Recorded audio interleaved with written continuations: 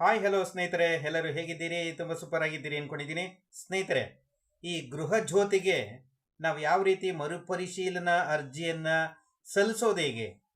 ಈಗ ಈ ಎಲೆಕ್ಟ್ರಿಕ್ ಬಿಲ್ನವರು ಅಥವಾ ಸರ್ವೆ ಆಫೀಸರ್ಗಳು ಬೆಸ್ಕಾಮಿಂದ ನಮ್ಮ ಮನೆ ಮನೆಗೆ ವಿಸಿಟ್ ಕೊಟ್ಟಾಗ ಏನೆಲ್ಲ ಡಾಕ್ಯುಮೆಂಟ್ಸ್ ಕೇಳ್ತಾರೆ, ಹಾಗೆ ಪೇಪರ್ನಲ್ಲಿ ಯಾವ ರೀತಿಯ ಡಾಕ್ಯುಮೆಂಟ್ಸ್ಗಳನ್ನು ಕೇಳಿ ಬರ್ಕೊಂಡು ಹೋಗ್ತಾರೆ, ಹಾಗೆ ನಮ್ಮ ಕೈಯಲ್ಲಿ ಆ ಪೇಪರ್ ಮೇಲೆ ಯಾವ ರೀತಿ ಸೈನ್ ಹಾಕಿಸ್ಕೊತಾರೆ, ಆ ಮೊಬೈಲ್ ಆ್ಯಪಲ್ಲಿ ಏನೆಲ್ಲ ಫಿಲ್ ಮಾಡ್ತಾರೆ, ಅದರ ಬಗ್ಗೆ ಮರುಪರಿಶೀಲನಾ ಅರ್ಜಿ, ಈ ಗೃಹ ಜ್ಯೋತಿಗೆ ಮರುಪರಿಶೀಲನಾ ಅರ್ಜಿ ಪ್ರಾರಂಭ ಆಗಿದೆ.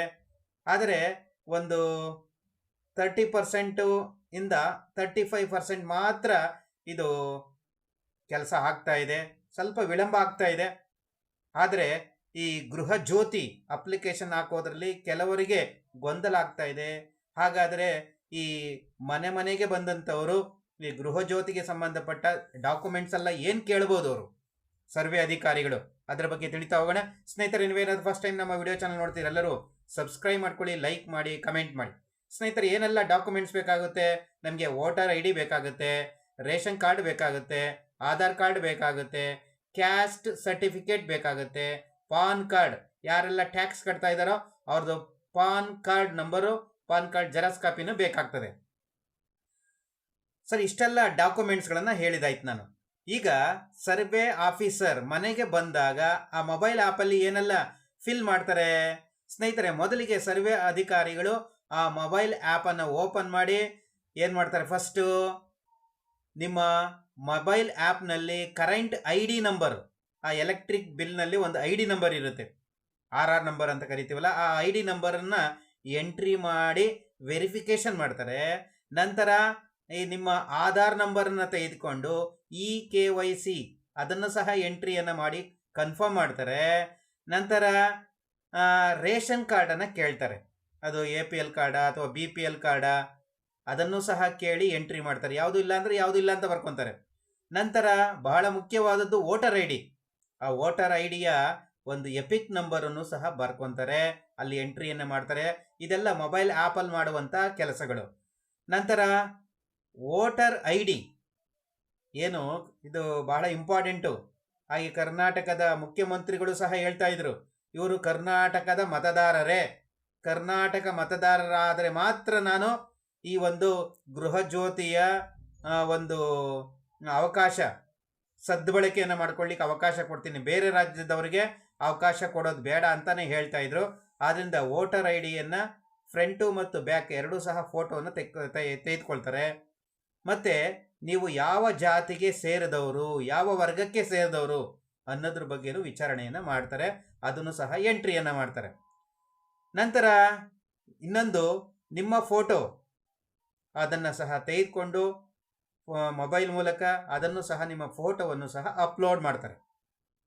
ಇಷ್ಟೆಲ್ಲ ಆದ ನಂತರ ಈಗ ಒಂದು ಫಾರ್ಮ್ ಇದೆ, ಪೇಪರ್ ಫಾರ್ಮ್.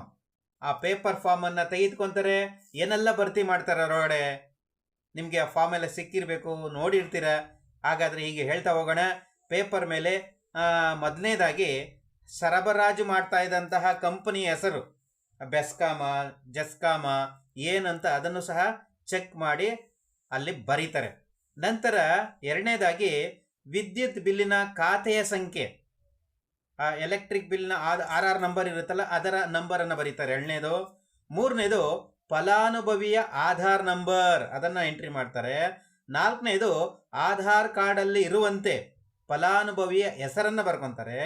ಐದನೇದು ಗೃಹ ಜ್ಯೋತಿ ಯೋಜನೆಗೆ ನೋಂದಾಯಿಸಿದ ಫಲಾನುಭವಿಯ ಮೊಬೈಲ್ ಸಂಖ್ಯೆಯನ್ನು ಬರ್ಕೊತಾರೆ. ಆರನೇದು ಫಲಾನುಭವಿ ಮಾಲೀಕನೇ ಅಥವಾ ಬಾಡಿಗೆದಾರನೇ, ಇದು ಬಹಳ ಮುಖ್ಯ, ಇದ್ರ ಬಗ್ಗೆನೂ ಚರ್ಚೆ ನಡೀತಾ ಇದೆ. ಇನ್ನು ಮಾಲೀಕನೇ ಅಥವಾ ಬಾಡಿಗೆದಾರನೇ ಅದನ್ನು ಇವರು ಟಿಕ್ ಮಾಡ್ಕೊತಾನೆ, ಮಾಲೀಕ ಆದರೆ ಮಾಲೀಕ ಅಂತ ಟಿಕ್ ಮಾಡ್ಕೊತಾರೆ, ಬಾಡಿಗೆದಾರರು ಆದರೆ ಬಾಡಿಗೆದಾರರು ಅನ್ನುವಂಥ ಕಾಲಮಲ್ಲಿ ಟಿಕ್ ಮಾಡ್ಕೊತಾರೆ, ಓನರ್ ಅಥವಾ ಟೆನೆಂಟ್ ಅಂತ.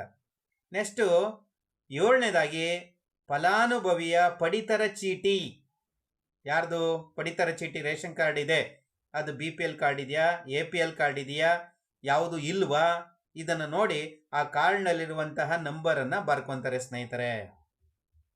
ನಂತರ ಮುಂದಕ್ಕೆ ಮುಂದಿನ ಪ್ರಶ್ನೆ ಏನಿದೆ? ಫಲಾನುಭವಿಯು ಕರ್ನಾಟಕ ರಾಜ್ಯದ ನೋಂದಾಯಿತ ಮತದಾರನೇ. ಇದು ಬಹಳ ಮುಖ್ಯ. ಫಲಾನುಭವಿ ಕರ್ನಾಟಕ ರಾಜ್ಯದ ನೋಂದಾಯಿತ ಮತದಾರನೇ. ಅದಕ್ಕೋಸ್ಕರ ಹೌದಾದರೆ ಹೌದು ಹಾಕಬೇಕು, ಇಲ್ಲ ಅಂದರೆ ಇಲ್ಲ ಅಂತ ಕಾಲಮ್ಗೆ ಹಾಕಬೇಕು. ಆದರೆ ಹೌದು ಅಂತ ಹಾಕಿದ್ಮೇಲೆ ಆ ಒಂದು ಎಪಿಕ್ ಕಾರ್ಡಿನ ನಂಬರನ್ನು ಬರ್ಕೊತಾರೆ.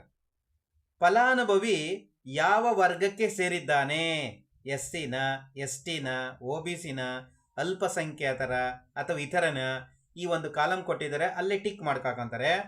ನೆಕ್ಸ್ಟ್ 10ನೇದು ಫಲಾನುಭವಿಯು ಆದಾಯ ತೆರಿಗೆ ಪಾವತಿದಾರನೇ. ಏನು ಇನ್ಕಮ್ ಟ್ಯಾಕ್ಸ್ ಪ್ಲೇಯರ್, ಇವನು ಇನ್ಕಮ್ ಟ್ಯಾಕ್ಸ್ ಆದಾಯ ತೆರಿಗೆಯನ್ನು ಕಟ್ತಾ ಇದ್ರೆ, ಆತ ಪಾನ್ ಕಾರ್ಡ್ ಹೊಂದಿದ್ರೆ ಅಥವಾ ಇನ್ಕಮ್ ಟ್ಯಾಕ್ಸ್ ಕಟ್ತಾ ಇದ್ರೆ ಹೌದು ಅಂತ ಬರೀತಾರೆ, ಇಲ್ಲ ಅಂದರೆ ಇಲ್ಲ ಅಂತ ಬರ್ಕೊತಾರೆ. ಕಟ್ತಾ ಇದ್ರೆ ಪಾನ್ ನಂಬರನ್ನು ಎಂಟ್ರಿ ಮಾಡ್ಕೊತಾರೆ.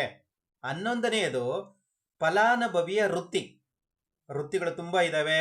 ಅವನು ಗೌರ್ಮೆಂಟ್ ಜಾಬಲ್ಲಿದ್ದಾನ, IT ಉದ್ಯೋಗನ, ಸ್ವಯಂ ಉದ್ಯೋಗನ, ಶಿಕ್ಷಕನ, ಕಾರ್ಪೆಂಟ್ರ, ಪ್ಲಂಬರ, ಎಲೆಕ್ಟ್ರಿಷಿಯನ್ನ, ಚಾಲಕನ, ರೈತನ ಅಥವಾ ಕಾನೂನು ವೃತ್ತಿನ, ಗಾರ್ಮೆಂಟ್ಸ್ ಫ್ಯಾಕ್ಟ್ರಿಯಲ್ಲಿ ಕೆಲಸ ಮಾಡ್ತಾ ಇದ್ದಾನೆ, ಬೀದಿ ವ್ಯಾಪಾರಿನ, ಡೆಲಿವರಿ ಏಜೆಂಟ, ಪೌರ ಕಾರ್ಮಿಕನ, ಆರೋಗ್ಯ ಕಾರ್ಯಕರ್ತೆಯನ ಅಥವಾ ಇತರ ಅನೇಕ ವೃತ್ತಿಗಳನ್ನು ಒಂದು ಬಾಕ್ಸಲ್ಲಿ ಬರೆದಿದ್ದಾರೆ. ಯಾವ ವೃತ್ತಿಯನ್ನು ಈ ವ್ಯಕ್ತಿ ಮಾಡ್ತಾ ಇದ್ದಾನೆ ಅನ್ನೋ ಕಾಲಮ್ಗೆ ರೈಟ್ ಮಾರ್ಕನ್ನು ಹಾಕ್ಕೊಂತಾರೆ. ಹಾಗೆ ಕೆಳಭಾಗದಲ್ಲಿ ಈಗ ಸಹಿಯನ್ನು ಮಾಡಬೇಕಾಗುತ್ತೆ. ಅಲ್ಲೊಂದು ಘೋಷಣೆಯನ್ನು ಕೊಟ್ಟಿದ್ದಾರೆ. ಮೇಲಿನ ಖಾತೆ ID-ಯನ್ನು ಗೃಹ ಬಳಕೆಗೆ ಮಾತ್ರ ಬಳಸಲಾಗುತ್ತದೆ. ಒಂದು ವೇಳೆ ಗೃಹ ಬಳಕೆ ಹೊರತುಪಡಿಸಿ ಬೇರೆ ಯಾವುದೇ ಉದ್ದೇಶಕ್ಕೆ ಬಳಸಿದಲ್ಲಿ ಗೃಹಜ್ಯೋತಿ ಯೋಜನೆಯು ಪ್ರಯೋಜನಗಳನ್ನು ಸ್ವಯಂಚಾಲಿತವಾಗಿ ರದ್ದುಗೊಳಿಸಲಾಗುವುದು ಎಂದು ನನಗೆ ತಿಳಿದಿದೆ.